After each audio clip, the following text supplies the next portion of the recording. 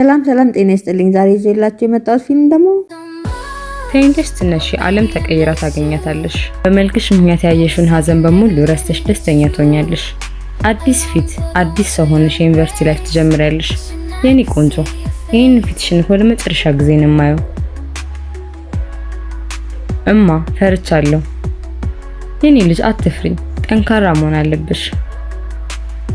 ታካሚ መግባት አለብሽ አሁን።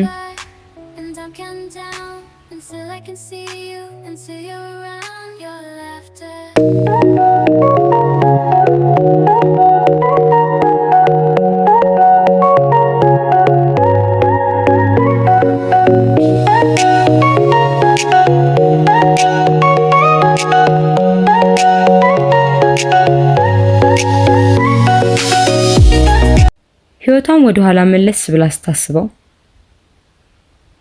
አንቺ አሳማ መብላት አታቆሚም? አሳማ ዝም ካልኳቸው የሚያቆሙ መስሎኝ ነበር። እባካችሁ ክፈቱልኝ፣ እባካችሁ በማርያም ያስፈራልኝ ቦታ እባካችሁ ክፈቱልኝ። አሳማ አይደልሽ እንዴ? ወፍራም አይደልሽ እንዴ? ሰብረሽ ውጫ። እንደዛ እየለመንኳቸውም እየሳቁ ሄዱ። የዛን ቀን ሽንት ቤት ተቆልፌ ያለው አንድ ነገር ቃል ገባው ለራሴ። እቀጥናለሁ፣ ቀጥኝም ከማንንም ሰው ጋር እኩል ሆናለሁ። የዛን ይሁን የሚያቆሙት የማረግ እኔን ማሰቃየት።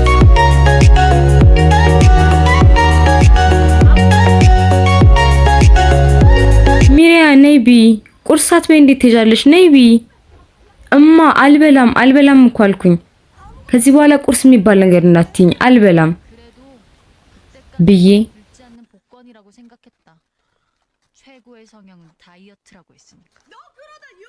ለመቅጠን የመጀመሪያ ጉዞዬን ጀመርኩ። ሮጥኩኝ።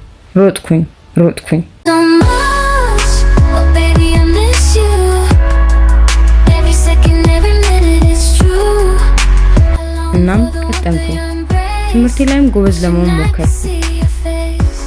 ከኛ ክላስ አንደኛ ወጣ ተማሪ ታገኝተዋል። ሚሪያ አጨብጭቡላት። እና የዛኔ መስሎኝ ነበር ከሁሉም ሰው ጋር እኩል ሆንኩ መስሎኝ ነበር።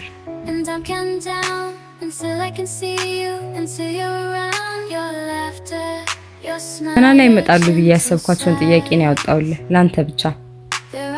ለምን ለኔ ብቻ? ምክንያቱም እኔ አንተን እወድሃለሁ። ምን ያምሻል እንዴ?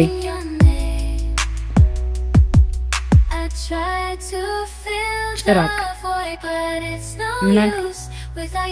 አው ጭራቅ ነው ያልኩት። ጭራቅ ምን ብለው እንደሚጠርሹ እንኳን አታውቂም እንዴ? አስቀያሚ። እንደምትወጂ ለማንም ሰው እንዳትናገሪ፣ ያሳፍራል። እንዳታዋርጂ። ምን አይነት አስቀያሚ ነች። እና የዛን ቀንም ተረዳው በዚህ ፊት መቼም ቢሆን ከማንም ሰው ጋር እኩል ሆኜ ደስተኛ ሆኜ መኖር እንደማልችል መቼም ቢሆን። ከኦፕሬሽን በኋላ በተቀየረ ፊቷ